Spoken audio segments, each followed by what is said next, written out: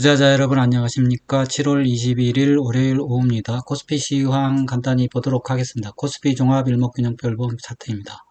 뒤꿈치 구름대 양원으로 돼서 올라가고 있습니다. 빨간색 기준선, 검정색 전환선 정배열된 상태로 상승 중이에요. 상승장입니다.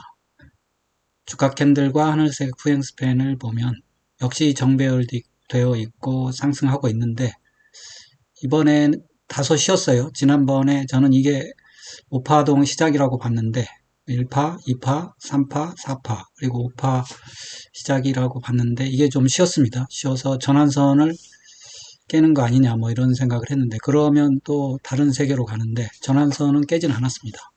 좀 실망감을 안겨줬지만 오늘 양봉을 뽑았네요.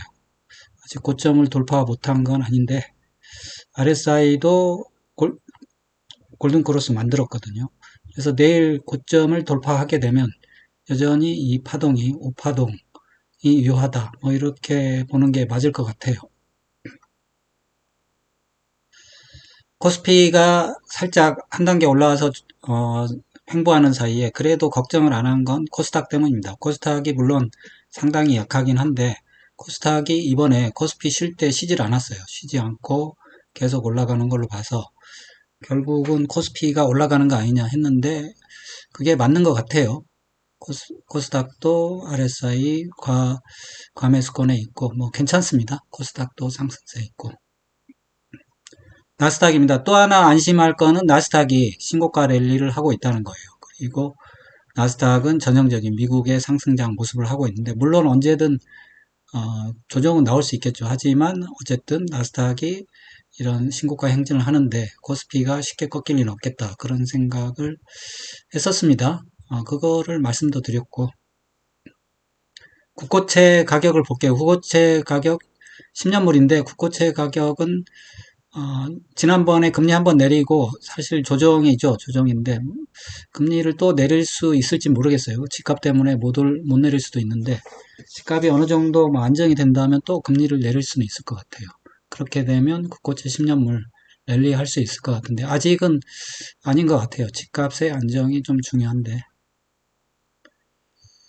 원달러 환율입니다. 원달러 환율이 유일하게 우리의 판단을 저희 판단을 흐리게 하는 요소인데 얘가 원래는 코스피와 같이 하락을 해줘야 되는데 코스피가 상승하면서 하락을 해줘야 되는데 코스피 올라감에도 이게 올라와 가지고 좀 사람을 좀 헷갈리게 하고 있습니다. 헷갈리게 하고 있는데 1390원 여기서 음봉이 터졌네요. 일단 RSI 과매수권에서 일단은 내려오려고 하고 있거든요. 음봉이 터져서 내려와 버리면 조금 상승을 하지 않을까 싶은데 하루 이틀 더 봐야 될 것 같아요. 이거는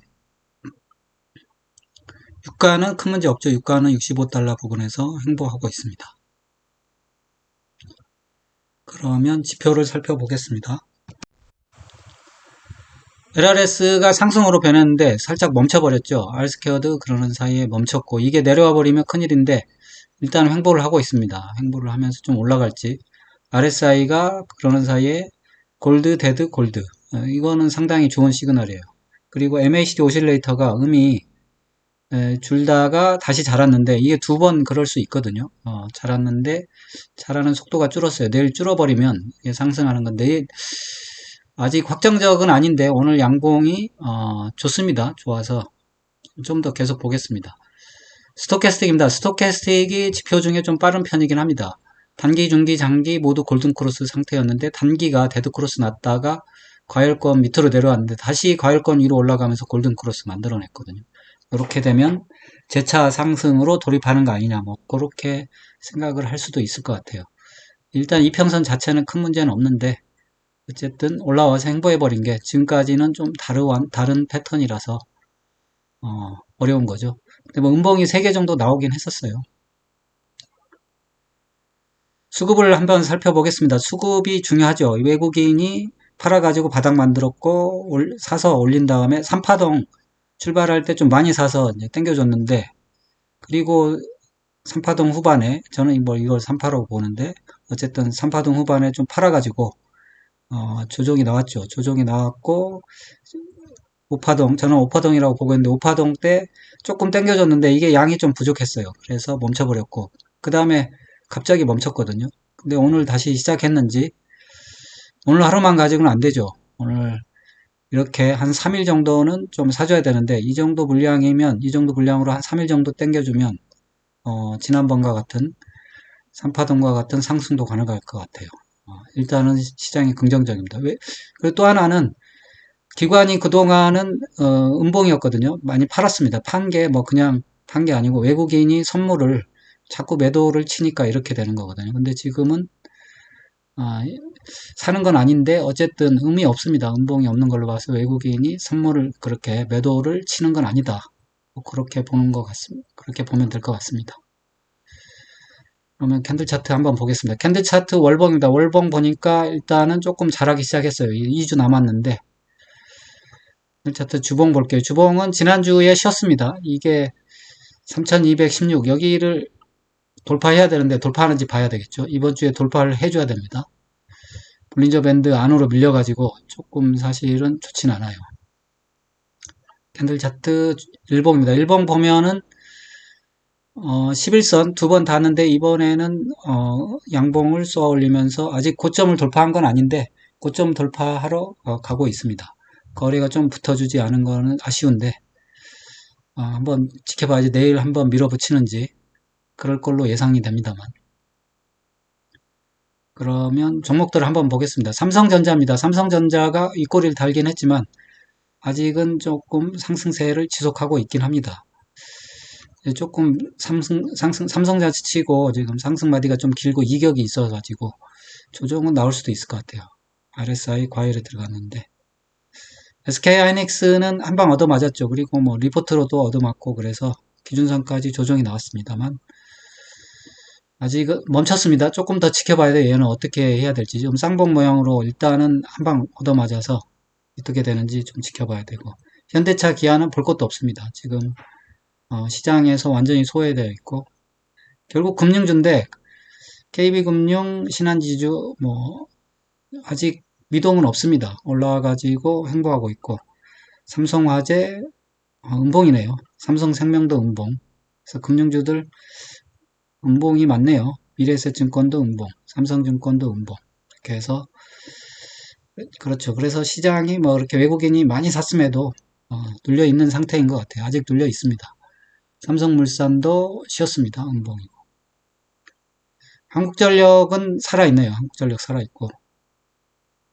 HD 한국조선해양, 삼성중공업. 조선주도 살아있습니다. 삼성중공업은 신고가 랠리잖아요. 크래프톤은 옆으로 행보, 삼성바이오로직스도 행보입니다. 셀트리온 윗꼬리가 길긴 한데 또다시 상승 시도를 하는 것 같아요. 카카오하고 네이버는 여전히 좋지 않은 흐름이 이어져 가고 있습니다. 조정이죠.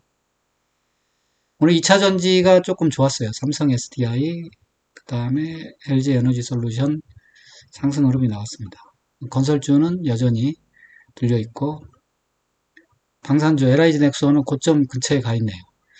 현대 로템도 아직은 뭐 죽지는 않았어요. 방산주도 아직은 죽지는 않았고 KT도 살아 있습니다만 음봉이었고 SK텔레콤은 뭐 박스권 안에 있는 것 같아요. 그럼 고버스가 오늘 뭐 RSI가 침체권에서 나오다가 다시 한번 또 들어가는 그런 모습이고 이게 그렇죠. 고버스가 하락하는 게 좋죠. 레버리지는 양봉인데 이게 사실 아직 확정적이진 않아요. 이게 항상 외국인이 어떻게 나오는지를 봐야 되는데 한번 수급을 살펴보면서 어떻게 될지 한번 생각해 보도록 하겠습니다. 6월 13일 기준이어야 되는데 6월 13일 기준으로 해보겠습니다. 외국인이 6월 13일 기준으로 드디어 1조 3천억 사게 됐습니다. 샀고 개인이 팔았습니다. 기관은 뭐 여전히 마이너스고 이런 걸 보면 이제 꼭지는 외국인이 잡게 됐습니다. 다행인 거죠. 그래서 아직 시장이 수급은 좋아졌어요. 외국인이 꼭지를 잡은 모양이 돼서 괜찮게 됐고요. 선물을 볼게요. 선물은 아직 마이너스 22,000계약이에요. 외국인이 26,000계약을 끝으로 해서 다시 좀 사고 있는데 여기를 좀 올라와 줘야 돼요. 아직도 선물을 매도를 때리고 있어가지고 그게 조금 어렵네요. 아직은 뭐 외국인 아까 코스피 좀 산 거 가지고는 그거는 어떻게 보면 장기적인 거고 이게 단기적인 거는 선물을 봐야 되는데 선물은 언제든지 때려가지고 이득을 취할 수 있으니까 아직은 뭐 이렇게 확실히 올라간다 이렇게 말할 수가 없습니다. 다음에 콜옵션 볼게요. 콜옵션을 좀 샀어요. 다행히 콜옵션을 좀 샀고 8,000계약 정도 되고 뭐 양은 많지 않습니다. 풋은 좀 팔았는데 여전히 풋도 좀 있거든요. 콜풋은 양매수는 뭐 어쩔 수 없는 거 같고 결국은 외국인이 선물 매도를 얼마나 빨리 풀어주느냐인데 그래야 지수가 탄력적으로 올라가겠죠. 외국인 현물 아무리 많이 사봐야 선물을 매도를 치면 그게 지수가 올라가기 쉽지 않습니다. 그러면 콜과 풋 한번 볼게요. 뭐 외국인이 오늘 뭐 현물 좀 샀지만 뭐 콜은 조금 올라긴 했습니다. 반등을 했는데 고점을 돌파한 건 아니고 그냥 콜은 반등한 정도에 그쳤습니다.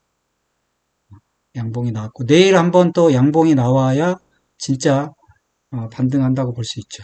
오늘 가지고는 말을 못할 것 같아요. 성 자체가 고점 돌파 못했잖아요. 고점에서 밀린 거거든요. 이게